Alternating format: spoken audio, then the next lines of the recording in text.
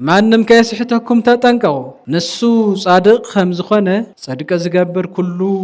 ጻድቅ እዩ እቲ መጋገይ መን እዩ እቲ ካብ መንገዲ ህይወት ዘውጽእ መን እዩ እቲ በታ ጸባብ መንገዲ ገዲፉ ናፍታ ሰፋሕ በር ዘእቱ መን እዩ እቲ ህይወት ገዲፉ ናብ ሞት ዝወስድ መን እዩ ንስንሳትኩም ተፋቀሩ ግን ብናይ ዓለም ብዋንጭፍ ወይ ብድምጽ ይኮን ዓለም ትሕመስ ዘላዶ ኣይትርእዋን ዘለኹም ይኹም እስኪ ደምርዎ እስኪ ገምግምዎ ክንደይና ኢና ብእግዚአብሔር ፈቃድን ቃልን ንነብር ክንደይና ኢና ናይ እግዚአብሔር ፈቃድ ፈጺምና ብናተይ ኃይሊ ብናተ ሓደ ኃይሊ እግዚአብሔር ዘይተሓወሰ ኃይሊ እግዚአብሔር ዘይባረኹ ኃይሊ እግዚአብሔር ዘይቀደሶ መንገድስ ናበይ ምኸብጽሕ እዩ አንቱም ዓቀይቶት ደመወዝኩም ያእኽለኩም ኣይትውሰዱ ሰባት ኣይተሳቅዩ ብስልጣንኩም ተጠቂምኩም ሰባት ኣይተሳቅዩ ሰባት ኣይተሳድዱ ኣይተፈናቅሉ ብስልጣንኩም ተጠቂምኩም ተስልጣንኩም ንሰላም ተጠቀሙሉ ተስልጣንኩም ንፍቅሪ ተጠቀሙሉ ተስልጣንኩም ማእኸል ህዝቢ ዝገበረ ይኹን ህዝቢ ማእኸል ዘይገበረ ስልጣን ጥርሑ እዩ ልቦናና ብሓቂ ሂዚ እንዳነብዐ እዩ ዘሎ በብመዓልቱ ትሪኦ ሰብስ ሞይቱን በርዲሒኑ ይትረአላንታ ወዲቁ ሓመድ ተኸዲኑ ኢኻ ትሪኦ ዘለኻ ኣብ ዝተፈላለየ ስፍራ ደቀን እንዳተሓረዱ ዓይንና ረኣያ ዝበኽያ ዘለዋ ኣዴታት ዶ ትሪኤን ኣለኽ ዝበኽዩ ዘለው ኣቦታት ዶ ትሪእዎም ኣለኹም እዛ ዝተፈለየት ቆሸት ወይ ዝተፈለየት ጣብያ እዚኣ ማለት ኣይኮን ዓለም ብሙሉ እዩ ቤተ ክርስቲያን ትቃጽል ኣላ ሰብ ይመውት ኣሎ ብኣካል ዓይኑና ረአየና ህለ ሰብ ይሕረድ ኣሎ ከም በጊዓ እናበለ ሰብ ይሕረድ ኣሎ ንምንታይና ግን ጨኪኑ ልብና ደንዲኑ ዋታንየ ዘላ ናብዚ መምጻእ ይትኽእል እንዴ ኣብዚ ነበረት እንዲያ ትማሊ ተን ሓመድ ዝኽደና ዘለዋ ኣዴታት ትማሊ ደቀን ሓመድ ተኸዲኖም ደቅኽን ተፊለን ተነጊርወንስ ያእኽለንባ ያእክል ንምንታይ ልብና ሱረ ቢልናስ ናብ ቤተ ክርስቲያን መጽ ከምዚ ክኾን ከለኩ ድንግጽ ኢልካ ናብ ሰልፊ ናብ ሰለማዊ ሰልፊ ናብ ጽርግያ እኳ ዝውፅእ ይወጽለው ሰባት ናብ ጽርግያ እኳ ናብ ቤተ ክርስቲያን መጽ ኢልና እግዚኦ ዝብል ምህልላ ጎይታ እግዚአብሔር በጃኻ ካብዚ ዝገደደ እዚው ነው ብለልና ካብዚ ዝገደደውን ከይተምጸልና አንተ ክብር ተዶ አንተ ክብር አቡ ያኽለባት መንእሰይ ወድኻ ዘዛዕበየን ሞት ዘዛዕበየን ስደት ክንደይና ሰምዕ ዘለና ምናልባት ኣብ ገዛኻ ዘይኣቲ ተኮይኑ እምበር በርኹ እኮ እንዳተገረፈ መንእሰይ ብኽብሩ ብብርትዑ ብጠንካሩ እንዳተገረፈ ዕርቃን ወጽዩ ይራኣይኩም ኣሎ ንሰይፊ ኢኻ ተፊልቱ ኣሲሩ ኣይስማዕኩም ኣይራኣይኩም ኣይስማዕኩም ኣሎ ኣበየለኽ ነዴታት ናብ ከይድ ክንዲኽን የለኽን እንዲኽን ኣብዚ የለኹም እንዲኹም ኣቦታት እግዚኦ ክበሃል ከለቕን ዒልኩም ናብ ጎይታኹም ምህልላኹም ጸሎትኩም ተቐርቡ የለኹም እንዲኹም ይዋሓጠና በቃ ስኢልኩም ትርኢ ኣለኹም ንርኢ ነንርእስና ምክፍፋልን ምድፍፋእን ይትረፈና ሓደ ኮይንና ሒዚ ጸሎትናን መስዋዕትናን ነቕርበሉ ኢና እታ ቤተ ክርስቲያን ኣበያኒ ኣብ ከውሒ ዝተሃንጸት እኳ ዋላ ተኾነት ግን ደቃ ዝሕረር ዘለው እኮ ሰባት እዮም ዓይኖም ናርኣየ ብሰይፊ ዝሕረር ዘለው እሞ ነዛ ብዙሕ ገይራንያ ጉልላታ ናተወቕዐት ኣቑሒታ ናተወሰደ ምእመናና ናተቐተሉ ዘላ ቤተ ክርስቲያንን ክንድሕና ኣለና መካባብያኻ ክፈርስ ከሎ ናበይ ዲ ዝመጽእ ትዘፍረሰ ኣካል ብሓቂ ዘንብዕ ስኢሉ ዘብኪ ስለ ዝኾነ ዓይንና ይነብዕ እዩ ዘሎ ይበኪ እዩ ዘሎ ኣብዚ ዘመን እዚ ተዘይውለድ ነይሩስ ከመይ ጽቡቕ ነበረ ከመይ ዝሞትና የደይ ሓመድና ክትኸደነት ኣደይ ምርኣየስ ኣይምኽተረፈኒ እንዶ ቀደም ኸይደዶም ኾንኩን መሓሸኒ መሰቦታተይ ቀደም ወይ ከዓ ንእሽቶ እንዳሃለኹ እግዚአብሔር መወሰደ እንደ መሓሸን ዘለዓለም ጽንዓት ዝኾነ ሰማይ ዘጽንዐ መሬት ዘርገአ ካብ ዘይ ምንባር ናብ ምንባር ዘምጽእ እግዚአብሔር ነዚ ግዜና እዚ ነዚ ሰዓትና እዚ ባሪኹ ቀዲሱ ናብዚ ቅዱስ ስፍራ እዚ ስለ ዝፀውዓና ክብሪ ምስጋና ንዑ ይኹን በአምላኽናን በመድኃኒትናን በኢየሱስ ክርስቶስ ፍጹም ሰላም ለኩም ፈቱ ደሓን ደሓደርኩም ደሓን ደመጺኹም አሜን ልዑለ ባህሪ አምላኽና እግዚአብሔር ጊዜን ሰዓትን ዝፈቀደ ንሱ እዩ ኣብ ርእሲ ጊዜና ጊዜ ዝውስኸና ንሱ እዩ ዓለም ትረግእ ብናቱ ኃይሊ እያ ዓለም ትረግእ ብናይ ምድሪ ኃይሊ ኩነትን እያ ዓለም ዝተፈጥረት ብናይ እግዚአብሔር ቃልን ኃይልን እዩ ስለዚ በብዕለቱ ንልቦናና ዝኸውን ቃል በብዕለቱ ህይወትና ዝኸውን መጽንዒ ቃል እንዳለኣኸ ካብ ዋዒ ዓለም ካብ ጭንቀት ዓለም እንሕድሕነሉ ቃሉ ስለ ዝኾነ ኣብዚ ሓጻር ሰዓትን ደቂቓን ድማ ናቱ ቃሊና ክንዘራረብ ንሎማዓንቲ ነዚ ሓጻር ደቂቓ መዘራረቢ ዝኾነና ርእሲ ኣብ መልእክቲ ዮሐንስ ቀዳማይ መልእክቲ ዮሐንስ ምዕራፍ 3 ቁጥሪ 7 ዘሎ ቃል እዩ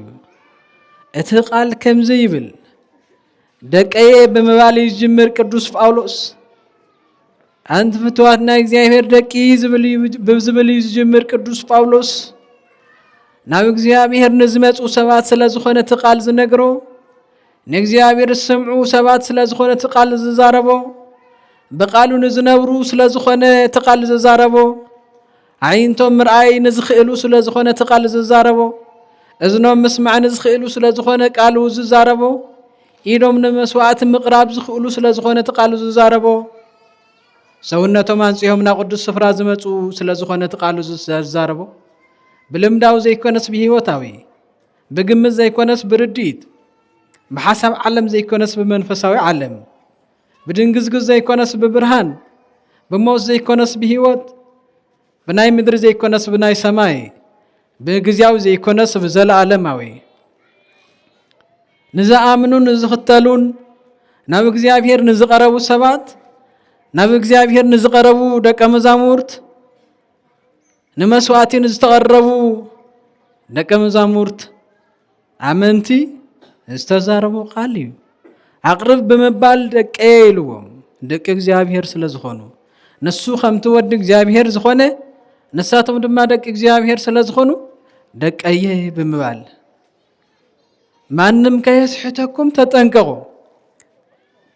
ኣብ ስሕተት ዘየለው ሰባት እዮም ዝኔው እዚኣቶም ኣብ መንገዲ ጸልማት ንዘየለው ሰባት እዩ ዝዛረብ ዘሎ ኣብ መንገዲ ህይወት ንዘለው ሰባት እዩ ዝዛረብ ዘሎ ምስማዕ ንዝኽእሉ ሰባት እዩ ዝዛረብ ዘሎ ደቀየ ማንም ከየስሕተኩም ተጠንቀቁ ንሱ ጻድቕ ከም ዝኾነ صدق ዝገብር ኩሉ ጻድቕ እዩ አንተም ፍትዋትና እግዚአብሔር ደቂ እንታይ ዝጽድቂ እዛ ጽድቅ እዚኣ በዓሉ በቃሉ ኢየሱስ ክርስቶስን ንቅዱስ ዮሐንስ ይልዎ ነይሩ ተዛሪብዎ ኣብ ግዜ ጥምቀት ናብኡ ምስ መጸ ጎይታ በዮሐንስ ክጥመቕ ኢሉ ናአድና ኸድሕን ካብ ሰማያው ዝወረደሉ ግዜ ጎይታዬ ኣነምበር ንዓኻ ኣነምበር ኣብ እግርኻ ተንበርኪኸ በኣኻ ክባረኽ ንዓኻ ቅንዒለ ንዓኻ ኸጥምቕ ኸመይል ይኾነለይ ክብሎ ከሎ ወደ ዮሐንስ ሰይጣን ብዘምጽኦ ስሕተት ሰይጣን ብዘምጽኦ ጥፋት ሰይጣን ብዘምጽኦ ጸልማት ሰይጣን ብዘምጽኦ ምድንጋር ሰይጣን ብዘምጽኦ ዕርቃን ሰይጣን ብዘምጽኦ ስደት ምምዝባል ካብ ህይወት ምውጻእ ካብ ብርሃን ናብ ጸላም መውጻእ ደቀይ ኣብ ብዙሕ ወጽየምን ተሰዲዶምን ጠምየምን ዓሪቆምን ስለ ዘለው ማዕዲ ህይወት ይደልዩ ስለ ዘለው መንፈሳዊ ማይ ክሰትዩ ስለ ዝደልዩ ዘለው ካብኣቶም ዘይነጽፍ ማይ ክሰትዩ ስለ ዝደልዩ ዘለው ጽድቂ ክንፍጽም ስግደፍ ኢሉ አንተም ፍትዋት ናይ እግዚአብሔር ደቂ ዘለናሉ ቦታ ጽድቂ ዝፍጸመሉ ሓቂ ዝፍጸመሉ ህይወት ዝርከበሉ መንፈሳዊ ማዕዲ ዝርከበሉ መንፈሳዊ ቃል ዝስማዓሉ ምጽንዕና ዝስማዓሉ ማዕዲ ስለዚ ማንም ከየስሕተኩም ካብዚ ከይትወጹ ንሱ ጻድቕ ከም ዝኾነ ጽድቂ ዝገብር ዝብሎም ዘሎ ንዑ እዩ ታጎይታ ዝተዛረበ ቃል ወደይ ቅዱስ ዮሐንስ ጽድቂ ክንፍጽም ኢና ጽድቂ እንተፈጺምና ኮይንና ኩሉ ዝኣምን ኩሉ በታ ጽድቂ በታ ሓቂ ስለ ዝኸይድ ብርሃን ክኾነሉ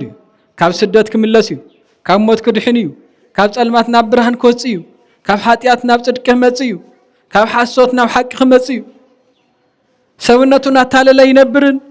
ብሰውነቱን አሸምገለ አይነብርን ልክዕ ከም ማርያም መግደላዊት ቃል ጎይታ ሓንቲ ግዜ ምስ ሰምዐት እያ ካብ ኣነ ድሓር ካብ እግሩ ተፈልያ ይትፈልጥን ካብ ኣነ ድሓር ክዳና ቀይራ ይትፈልጥን እቲ ንክርስቶስ ክተለሉ ክዳና ቀይራ ይትፈልጥን እቲ ንክርስቶስ ሰምዓሉ እዝና ቀይራቶ ይትፈልጥን እቲ ንክርስቶስ ትሪአሉ ዓይናን ዓለም ሪአትሉ ይትፈልጥን ትናብ ጸሎ ዝዝርጋሕ ኢዳ ናብ ዓለም ዘርጊሓቶ ይትፈልጥን ድሕሪ ቃል ምስማዕ ድሕሪ ጽድቁ መመልካት ድሕሪ ሓቁ ምርዳእ ቀይራ ኣይትፈልጥን እያ ስለዚ ከምዚ ኢሎም ንዝኣተው ደቀይ እዩ ዝብል ጎይታ እቲ መስሓቲ መን እዩ ከይተስሕቱ ተጠንቀቁ እቲ መስሓቲ መን እዩ እቲ መጋገይ መን እዩ እቲ ካብ መንገዲ ህይወት ዘውፅእ መን እዩ እቲ በታ ጸባብ መንገዲ ገዲፉ ናብታ ሰፋሕ በር ዘእቱ መን እዩ እቲ ህይወት ገዲፉ ናብ ሞት ዝወስድ መን እዩ ወዲ እግዚአብሔር ዝኾነ ይብል ቅዱስ ዮሐንስ ሓጢአት ኣይሰርሕን ካብ እግዚአብሔር ዝኾነ ሓጢአት ኣይሰርሕን ካብ እግዚአብሔር ዝኾነ ሓጢአት ሰውነቱ ብሰውነቱ ሓጢአት ኣይፍጽምን እዩ ምኽንያቱ ዘርኡ ካው እዩ ምውላዱ ካው እዩ መንገዱ ብኡ እዩ ድምፁ እናቱ እዩ ናይ ዲያብሎስን ናይ እግዚአብሔርን ደቂ ዝተፈላለዩ እቶም ኣብ ጽድቅን ሓቅን ዘለው ደቂ እግዚአብሔር ማንነቶም እውን ዘኽብሩ ቤተ መቅደሶም እውን ዘኽብሩ ማንነቶም ዘየፍርሱ ቤተ መቅደሶም ዘየፍርሱ ማለት እዩ ንሓዎም ዘይቀትሉ ዘየሳደዱ ማለት እዩ ሰይጣን መን እዩ መስሓት መን እዩ ሰይጣን ተዘስሕት ዘሎ መን እዩ ሰይጣን ዝብል ስም ብዕብራይስጥ ጸላኢ ማለት እዩ ብዕብራይስጥ ጸላኢ ክብል ከሎ ብትናይ ምድሪ ይኮነ ካብ ሰናይ ግብሪ ለሕማቅ ግብሪ ዘእቱ ማለት እዩ እንታይ ዝበለ አባ መቃርስ ሓደ መዓልቲ ደቀ መዛሙርቲ ሒዙ እንዳኸደስ ኣብ መንገዲ ቆልዑ እንዳተጻወቱስ ናይ ቆልዑ ጨዋታ ዘይኮነስ ኣብቲ ናይ ቆልዑነት ጨዋታኦም ግን ቁም ነገር ሒዞም ንሱ ዝፈትወና ንሕና ንጸልኦ ንሱ ዝጸልአና ንሕና ንፈትዎ ግብሩ ንፍጽም ቃሉ ንሰምዕ ክብሉ ከለው አባ መቃርስ ደው ኢሉስ ይሰምዕ ነይሩ አቦና ካብዞም ቆልዑ እዚኦም እንታይ ስማዒልካ ኢኻ ደው ኢልካ ዘለኻ ኢሉ እግዚአብሔር እምበር በዞም ቆልዑ ገይሩ ይምህረና ኣሎ እዚ ዝዛረብዎ ዘለው ቃል ይርዳእኩም ደሎ እንታይ ደም ዝብል ዘለው ይመስለኩም ኢሉ ንሱ ዝፈትወና ንሕና ንጸልኦ ማለት እቲ ንሱ ዝፈትወና እግዚአብሔር እዩ ጽድቁን ህይወትን ክህበና ናብ ጽቡቕ መንገዲ ከእተወና ዝፈትወና ንሱ እግዚአብሔር እዩ ንሕና ግን ዘይንፈትዎ ንሱ መንግስት ከውርሰና ናደለየና ሃሌስ ንሕና ግን ኣብ ዓለም ምንባር ይሕሸና ባዕልና ንባዕልና ምቅትታል ምጥፍፋእ ይሕሸና ብሓጢአት ሰውነትና ምርሳሕ ይሕሸና ፍቃድካ ጥሒስና ከም ድላይና ምኻድ ይሕሸና ንዓና ንዝመስል ሰብ ብኻራ እንዳወጋእና ብቁምቡላ እንዳንደድና ምንባር ይሕሸና አቦን አዶን ናንባዕና ምንባር ይሕሸና ሰብ ሰላም ከይረክብና ረበሽና ናበጽበጽና ምንባር ይሕሸና ንስኻ ሰላም ኢኻ ትፈቱ ዝዓይነቱ እዩ ንሱ ዝጸልአና ንሕና ንፈትዎ ማለት ግን ሰይጣን ንሱ ይጸልአና እዩ ንሕና ግን ስርሑ ኣይንገድፍን ሕማቕ ስራሕ ናይ ዲያብሎስ እዩ ናይ ሰይጣን እዩ ናይ ጸልማት እዩ ናይ ብርሃን ኣይኮነን መፍልላይ ምብትታን ምቅትታል ናይ መንፈስ ቅዱስ ኣይኮነን እግዚአብሔር ዳብ ትእዛዙ ኣይተቕተሊሉ እንዲ ይጽሒፉ ኣይተቕተሊሉ እንዲ አዚዙ ኣይትፈላላይ ተበታተን ኢሉ እንዲ ይጽሒፉ ኢሉ እንዲ ነጊሩ ኢሉ እንዲ የምሂሩ ብጽድቅ ክድ ብብርሃን ክድ እቲ ንዓኻ ናብ ህይወት ክትኸይድ ዝጸልአልካ ሰይጣን ኣይትከተሎ ንሱ እቲ ብዕብራይስጥ ሰይጣን ማለት ጸላኢ ተፊሉ ተቐመጠ ሰናይ ዝጸልእ ብግሪክ ድማ ዲያብሎስ ይበሃል ከሳሲ ዝኸስስ ናፍቲ ጽሩይ ስርናይ እንክርዳድ ዝዘርእ ናፍቲ ጽሩይ ማንነት ብሓጢአት ዘውድቕ ዲያብሎስ ሕማቕን ሓጢአትን ዝሰርሕ ሰብ ናቱ ይኽተል እዩ ጎይታ እግዚአብሔር እንታይ ዝበሎ ነቶም ደቀ መዛሙርቱ ብትኽክል መንገዲ ንኽኸዱ ብሓቃዊ መንገዲ ንኽጓዓዙ ኣብቲ ትኽክለኛ መንገዲ ንኽቕመጡ ርኢ ኣቢልዎምስ ብቓልካ ንኣመን ኢና ናትካ ደቀ መዛሙርት ክንከውን ኢና ንደሊ ምሳኻ ክንቀሳቐስን ብቓልካ ክንእዘዝን ኢና ንደሊ ክብልዎ ከለው ኣብዚ ምድሪ ብኣንደበትካ ናትካየ እንተይልካ ኮይንካ በቃ ናተ እዩ ኢሉ ኣኪቡ ናተ ይዝብለካ እግዚአብሔር ግን ውሽጣዊ ማንነትካ ክትፈቅድ ቅዱስ መንፈስ ክልእልኸልካሞ ቤተ መቅደስ ናይ መንፈስ ቅዱስ ክትከውን እዩ ዝደልዮ ንሱ እዩ ናትካይና ዝብል ጥራሕ ኣይኮነን ዝደሊ ስለዚ ናትካይና ምስ በልዎስ ኣብ ዮሐንስ ወንጌል ኣነ ብርሃን ዓለም እየ ዝብል ምዕራፍ 8:12 ኣነ ናይ ዓለም ብርሃን እየ ምስ በለስ ሓቲቶም ብርሃንነቱ ተረዲኦም መሳኻ እምበኣሪና ምስ በሉሲ ናብኡ ብዙሓት ሰባት ምስ ተኸተሉስ ከምዚ ኢልዎ እምበኣር ደቀ መዛሙርተይ ክትኾኑ እንተ ኮይኑኹም እንተደሊኹም ልብሰ ኣባኪሕን ልብሰ መርዓን ክትለብሱ እንተደሊኹም ዘለዓለማዊ ክብርን ህይወትን ክትረኽቡ እንተደሊኹም መስዋዕትኩም ኣብ ቅድሚ እግዚአብሔር ክበጽሕ እንተደሊኹም ኢድኩም እንተተዘርጊሑ በረከት ሒዙ ክምለስ እንተደሊኹም ሰውነትኩም ይንጻሕ ዓይንኩም ይብራህ ንስንሳትኩም ተፋቀሩ ግን ብናይ ዓለም ብዋንጭፍ ወይ ብድምፂ ይኮነ ብሓቃዊ ፍቅሪ ብህይወታዊ ፍቅሪ ብዘለዓለማዊ ክብሪ ዝህብ ፍቅሪ በሉምባር ደቀይ በሓቂ ናተይ ደቀ መዛሙርት ክትኾኑ እንተ ኮይንኩም ናይ እግዚአብሔር በሓቂ ደቀ መዛሙርት ክትኾኑ ትደልዩ ደቀ ፍትዋት ናይ እግዚአብሔር ደቂ ናይ ጎይታ ሙሉእ ብሙሉእ ደቀ መዛሙርት ክትኾኑ ትደልዩ እምበኣር ጎይታ ከም ዝብል ኣሎ በቃለይ ንበሩ በቃለይ እንተ ነርኩም ናይ በሓቂ ደቀ መዛሙርተይ ኢኹም ዮሐንስ ወንጌል ምዕራፍ 8:31 ቃል እንያብዚያ ደቀ መዛሙርተይ ክትኾኑ ትደልዩኹም በቃለይ ንበሩ بقالي زنبر ناي بحقي دق مزمور ايو كمزيلو يعصين حقي حرا يوصيو كاب حطيات حرا خنوص تدليو وتدليو وندلي كاوكوت حرا خنوص ندلدو وندلي زيدلي يلن كموت حرا خنوص ندلدو وندلي كابزي زيدلي حرا خوص زيدلي سب يلن سلازي اندحر كابزي حرا خدوص دليخو كموت كاب سدت كاب استفل على نجارات حرا خنوص انت تدلي خوينكم بقالي نبرو علم تحمس سلادو عيتر ايوان زلهم يهم اسكي دمرو اسكي جمجمو كندينا اينا بእግዚአብሔር فقادن قال ننبر كندينا اينا نا እግዚአብሔር فقاد فصيمنا كندي % يسن سونتنا نحتتو اسين ماننتنا نفتشو كندينا حق نيو سونتنا كندينا اينا بእግዚአብሔር قريبلو كندينا بمنገድ حق يخيدالو كندينا بقالو زنبر زلو بقالو زنبر موت يبلون طفات يبلون هوكت يبلون عالم منገዳ ስለ ሰሓተት ትሪዋ ዘለኹም ናፍታ ትክክለኛ መንገድ ንምእታው ዓዘውዘው ትብላላ በት እግዚአብሔር ዝበሎ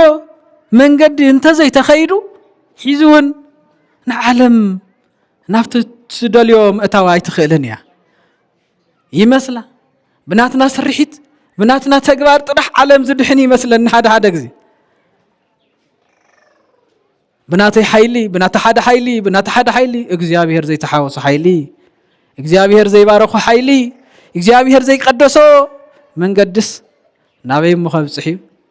سبات እኮ ናخدو ነይሮም يم ኒማውስ እኮ ተጓዒዞም يم سبات እግዚአብሔር زي ብሉ ዓይን ግን ይርእን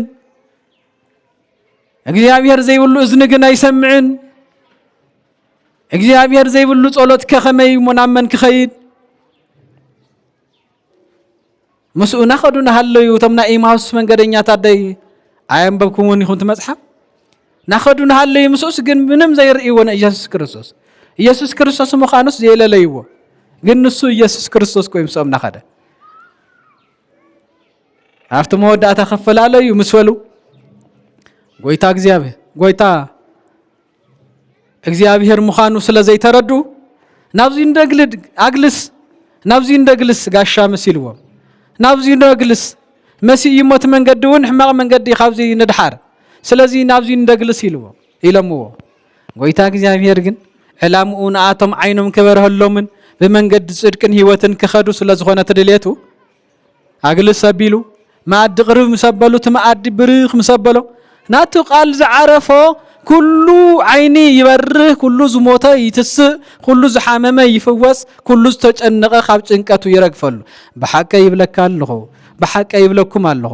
በትክክል ሓደ ውሽጥኩም ዝኸበደኩም ነገር እንተልዩ ዝኸበደክን ነገር እንተልዩ ኣብዙ ይደወላሞን እግዚአብሔር ንገኖ ኣብቱ ዘለኹም ወደወሉሞን እግዚአብሔር በትክክል ነገርዎ ጎይታ እግዚአብሔር ኩሉ ትኽእሊኻ ታይዲ ጸገም ዝኸውን ዘሎ ሓደ እግርና ዓለም ይረግጽ ሓደ እግርና ዙ ይረግጽ ሓደ ሓሳብና ዙ ይሎ ኣካልና ዙ ይኸፍ ይልሎ እቲ ሓሳብና ግን ኣብ ገዛ በጽሒዎ ካል ዓለማቱን ይዕውጽ ኣሎ ንሱ ይትጸገም ሙሉእ ብዝኾነ ህሊና ናብ እግዚአብሔር ቅርብ ኢልና ጎይታ እግዚአብሔር ኩሉ ትኽእልን ኩሉ ትፍጽምን ንስኻ ኢኻ ንዓና ሰላም ኢና ንደሊ نحنا ممات أيكوننا ندلي هيوتنا ندلي نحنا مبتتنا أيكوننا ندلي مبتتنا أيكوننا ندلي حبرتنا ندلي سلازي قويتا እግዚአብሔር بمنقدها مرحنا بجخا سلام كهبنا بجخا رقعت كاب ጭንቀት አውጸና ንጭነቀሉ ዘመን ዘይኮነስ ሰላም ንፈጥረሉ ሰላም ንረኽበሉ ዘመን ገበረልና ንበሉ بقالك خنبرينا نحنا قويتا بقالك خنبرينا خنبلو يقبانا مبار እግዚአብሔር كم يزبل بقالي نبرو بحقي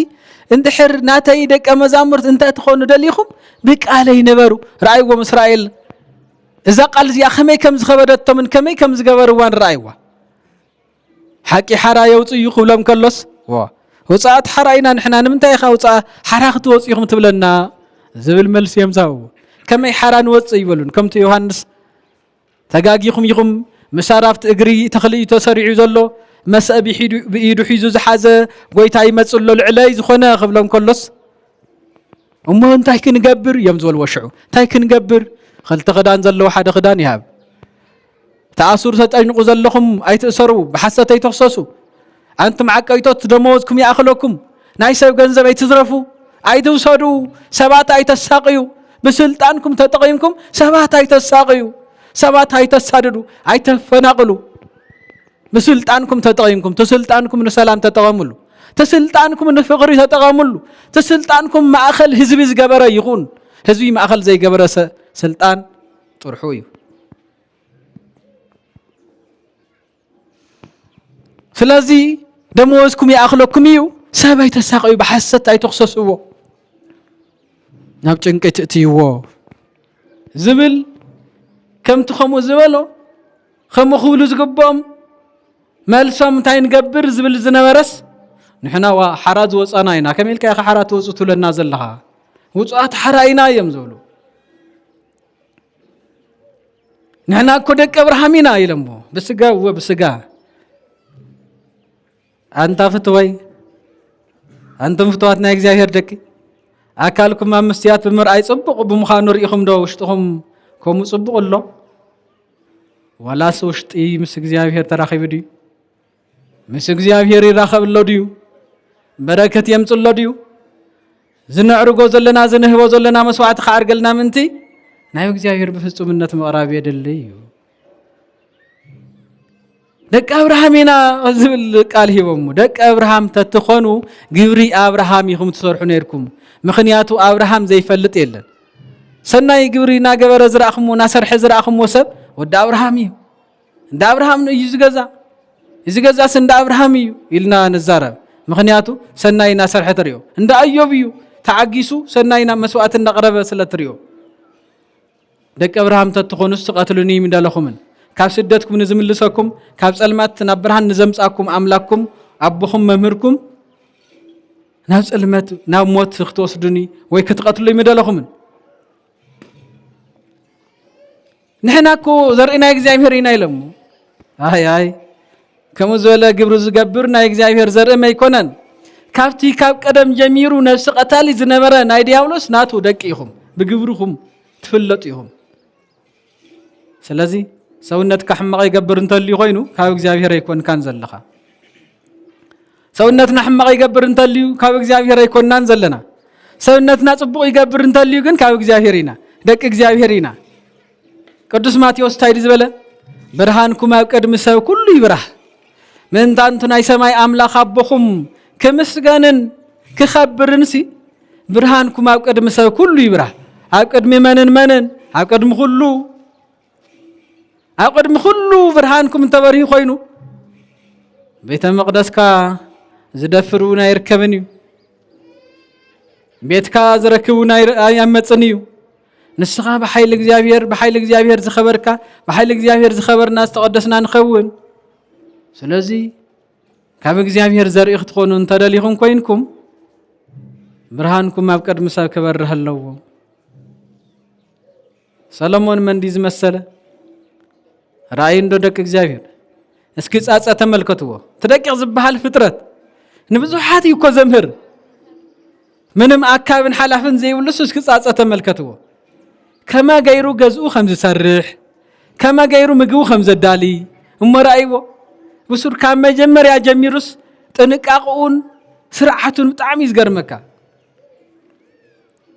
هقدم نابزر اتخد كله هقدم جزء خسرح خلو جزء تاقود قاد كمزي لا سيف إلى 5 سرح يزقبره تصاصه مخنياتو خرمت انت خوينو خمزي لا انت حتى عمق زولت تخوينا ما يتمليا نلعل كمز سيف زولت تخوينا كنت ما يونت متيو حليف وايز غيد فسيسا خمزنا يقرقرو فساسي وراج نغورو زلنا ما او تنطيبس انت تحت زورد نغورو لنا اسون كم اغير سيف بيلو يسرحا حاجه يسرحا زيا كرمت يكون دحراينا اخلي قوعي خيدمو نا اخلي يديب نا كل سؤالنا بزخنا يكونن زديب تاتطقمو اخلي مريص زديب لحراي كابز غرمكمس تاخل حيزو مسمص اونس سقيلو خفيه بلا انت اخلي سقيلو خفتا بيلوا خوين تاخل ما مسمريه تتراخيا خوينا تبقليا كم مغبنتو تطفيا كخسري مغب يركبن اتاخلي يچدا اكل تچدا صعدا غيرو من فنكل تبلكم صعدا غيرو تاخل تريوكو سقيلو بغمتو وي دما خصاچفو دل يكون منتان كيتبقل اكل تيخفلامو يچدا خمايلا تتچديدا تتبقللا تاشمو تزي ترخيبا خوينا ايتبقل كما غيرو چديد يقمطامو كرمت خوون كلو كالوتن ساتات بزي زنابنا توقعون كاساس كلو نسو غن افتا غادو خوينو تنزا اكبن اخلينا بلعي يخرم قوعو مسخونه صحاي مسكونه قسيل يوص ماي مصفف قسيل يوص نام ماي تاتي خوينو حج سلاز وسدو سلازي نزا نفس ناس حاتيات بحاتيات كيودقا شيطان صلائي نسناي يصلي منفس كيودقادو نحلو لنا بمنقد هيوت كتكيدو نبرهان نوسدالنا بقالي نبرو استبحالنا يرو بقالو دن نبر لنا نسو صادق كم زخونه صدقي اندا غبرنا دينا نركب زلنا سلازي سلمان مثالي زي مساله كمري خيل يزول مثالي سلازي دك اغزابير بقال غويتا منبار زلالماوي مخباري هيوت مركابي بهيوت منباري مسؤم منباري مسؤم مخباري سلازي دك اغزابير مانم كيسحتكم تطنقوا يبل عالم بزح جمد يزلو عالم بزح مواطر يزلو بتي بصوم تشنف كاي خوينكا بصلوت تدقسكا صلوت نخيت تصلي تغبر بفقري انت شنف كايا بفقر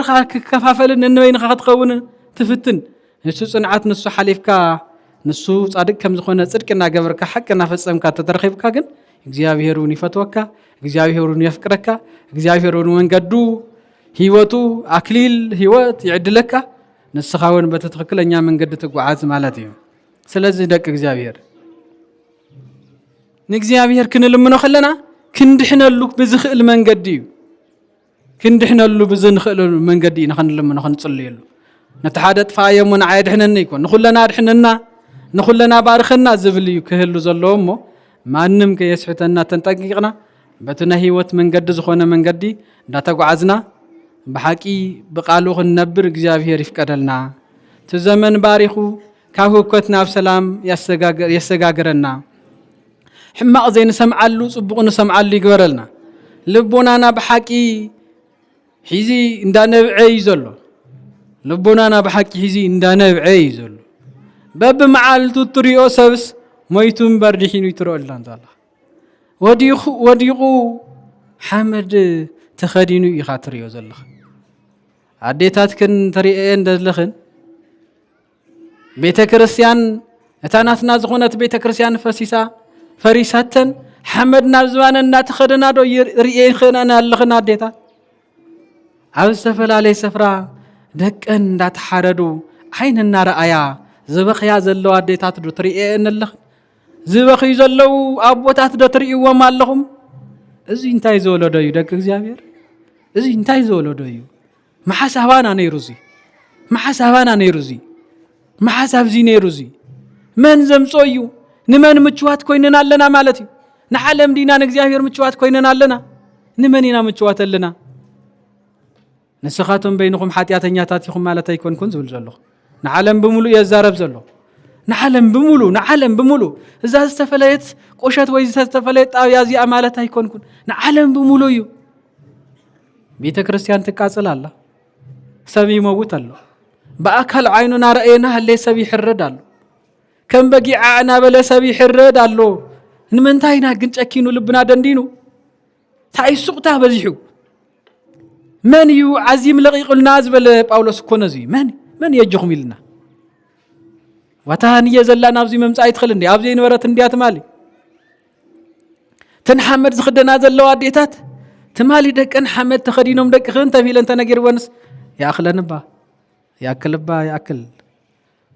نمنتاي لبنا سوره بيلناس نا بيت كريستيان مصي خمس خون كلكو ድንግጽ ኢልካ ናብ ሰለማው ሰልፊና ጽርግያ እኮ ዝውጻ ይወጽለው ሰዓት ናብ ጽርግያ እኮ ናብ ቤተ ክርስቲያን መጽኢልና እግዚኦ ዝብል ምህልላ ጎይታ እግዚአብሔር በጃኻ ካብዝ ዝገደደ እዚው ነው ብለልና ካብዝ ዝገደደውን ከይተምጸልና አንተ خبر ተዶ አንተ خبر አቡ ያخለባት መንእሰ ይወድኻ ዘዛዓበየን ሞት ዘዛዓበየን ስደት ክንደይና ሰምዕ ዘለና ምናልባት ኣብ ገዛ ኻዚአቲ ተኾይኑ እምበር እበርኹ እኮ እንዳተገረፈ መንእሰይ ብኽብሩ በብርትዑ በጠንካሩ እንዳተገረፈ ዕርቃን ወጽዩ ይራኣይኩም ኣሎ ነሰይፍ ኢኻ ተፊል ተኣሲሩ ኣይስማዕኩም ኣይራኣይኩም ኣይስማዕኩም ኣሎ እንታይ ዘወለደ እዩ ንሕሰቦ በሓደ እንታይ ዘወለደ እዩ ንሕሰቦ በሓደ ነስተውዕል ንለብም ናብ ጎይታና ንቕረብ ንጸሊ ናብ ጎይታ ቅርብ ዝበለ ሰብ ጽልይ ተቢሉ ኣዴታት ቅርብ ኢልክን ጽልይ ተቢልክን ንብዓትክን ንእግዚአብሔር ህብ ተቢልክን እስወድ ያው ይምሕረት ዘምጽ ከም ተብዚኣ ዞር ኢልክን ቤተ ክርስቲያንክን ማይ ደድሕሪኽን እንዳሃበክን ዝምለስ ዘሎ ኣበየልኽን ኣዴታት ናበከይድክን ዲኽን የልኽን እንዲኽን ኣብዚ የለኹም እንዲኹም ኣቦታት እግዚኦ ክበሃል ከልቕን ዒልኩም ናብ ጎይታኹም ምህልላኹም ጸሎትኩም ተቕርቡ የለኹም እንዲኹም ዳርአይ ዓይንና ናረአና ሃለይስ ውቅያኖስ ይውሓጠና በቃ ስኢልኩም ትርኢ ኣለኹም ንርኢ ብጾምን ብጸሎትን ኢና ነንርእስና ምክፍፋለን ምድፍፋእን ይትረፈና ሓደ ኮይንና ሒዚ ጸሎትናን መስዋዕትናን ነቕርበሉ ኢና እገለ ኸምዚ ነውርየሉ ሒዚ ሰዓት ኣይኮነን እታ ቤተ ክርስቲያን ኣበያንያ ኣብ ከውሒ ዝተሃንጸት እኳ ዋላ ተኾነት ግን ደቃ ዝሕረር ዘለው እኮ ሰባት እዮም ዓይኖም ናርአየ ብሰይፊ ዝሕረር ዘለው እሞ ነዚ ኩሉ ኸውን ጎይታ እግዚአብሔር ባእስኹም ወይ ጸብእኹም ምስ ሰባት ኣይኮነን ምስቶም ናይ ጽልመት መኳንንቲ እዩ ሰይፍኹም ቃል እግዚአብሔር እዩ ዝብል ከም ዝሃበና ንስኽን ዳተባሃልና ባዕልና ምክፍፋል ዘይኮነስ ነንሕድሕድና ሓደ ኮይነና استفلالي حساب تلينا ونا حادم تينا حتون تلينا بقربانا نزل له بيت كريستياننا زيات خوينا استفلالينا بيت كريستياننا ممرحين تخوينو خوينو بزكبا بين منتاي خوينو زي كم زي خون حتى تلينا ون حبرتنا حادنتنا نزفل ነገር ግን ከሆነ ይውሉ ስለዚህ ነዘን ዝነውዓ ዘለው ቦታት بحقي نزلنا نبع زمص اديتاتون نزا بزح غيرانيا غللاتنا توقعت اقحيتنا توسد مؤمنانا تقتلوا زلا بيت كريستيانون كنرحنا لنا مكاويا خفرس كله نابي دي زمص تزفرس اكل نابخا ناب غزاخا كوي بر معصو خفرسو خلو مليسنا من دي زمص نفسالون كابسالون نابي نمدقسيا كوي زمصلو سويلنا خوفيلنا إدنان إجرنان أكيبنا خوفنبل بحكي بتعم تجنيكم كم زلهم تجنيكن كم زلخنن يردان ناي جن بحادة خوين ناسيل كبين خوف الكا جزام جنقن أو جزام ماين معراقن بينخا سو مفتحي كونن حبرت بالما بفصم فقري نصوص زخنا معدي نصوص زخنا مسواتي كم تنا كل جزء توقف كاش معها مسواتها عتان كازبيب كحسكا ويتا እግዚአብሔር سلام قال أخلنا نحنا كابز سحت نجر حيقنا ببرهان كاب حق خان ملالسينا نسخا دما محرت كان فقر خان لاقل نخنبل ناب እግዚአብሔር كنقرب املخنا እግዚአብሔር يردانا عب سلامنا فقرن كنعسل እግዚአብሔር قدس فقادو يخونلنا زمن سلام يغبرلنا بحقي سمعنا يلبونا نحضرو لبونانا برتع خوينو صنعات كويننا منغستون صدقون ندلي بمنغدي هيوت نملالس سبات يغبرلنا اذن حمد زخدنا زلوا ديتاتنا دما تحمد ازوان كلنا يعرفوا زلو دنني لنا ننبع زلنا نبعاتنا እግዚአብሔር يحبسلنا حزننا እግዚአብሔር يقلللنا ካብ ጭንቀት ድማ ይድሕነልና بحق يزبلكم زلخو بحق زنبع سئلو زبكي ስለዝኾነ عيننا ينبعي زلو يبكي زلو كبيديو عاوزي كم زيت عاوز زمن زي تزي ولد نيرس كم يصبق نبره كم يزموتنا يدي حمد ناخد خدنا تعدي مرأيس عين مخترفن ندو قدم خيدا دم خون كن محشني مسبوتاتي قدم ويك عن اشتن هالله زاهر موسدن دي محشن تقولوا له معلتنيو تجنق تبكمو عدي خس خدانا غير بلا نصحي لا بيتكشان انا ساعه تنبر حمد نازوانا خمس جيران حافظت تدرب كلاس اقولنا خوين انا ودا مس ادو الى انا وداس مس ادو الى انا باس انا حواس نتناديتات حوان ابون ودن كوينه اقولنا ندو كبل كلخو اجخا ابو تبلو خلخ اب غزا خنبر زغبو زنبر ابو برخلا تنكراتت تريو خلخاس يحزنن يدنقصن يمو بجاكم نبعتنا نغزاهير قريبنا مسواتنا نغزاهير قريبنا ياكل خنبل يغبا ياكل بقى خمت لبي زل حزن ناتكم وناو ندحر لي كون كوينو ياكل بل بقى صليو ناو غزاهير نبعتنا نقربلو نصلي نلمن እግዚአብሔርና ድማ እግዚአብሔር አቦና ድማ ሁሉ ነገር ከቀናልና አይሙ ሰላምን ፍቅሩን ይላኸልና እግዚአብሔር ምስኩላትና ይሁን ሰማዕና የው ልቦናና ይحدለና እግዚአብሔር ይባርከልይ እግዚአብሔር ይቀድሰልይ ስብሐት ለእግዚአብሔር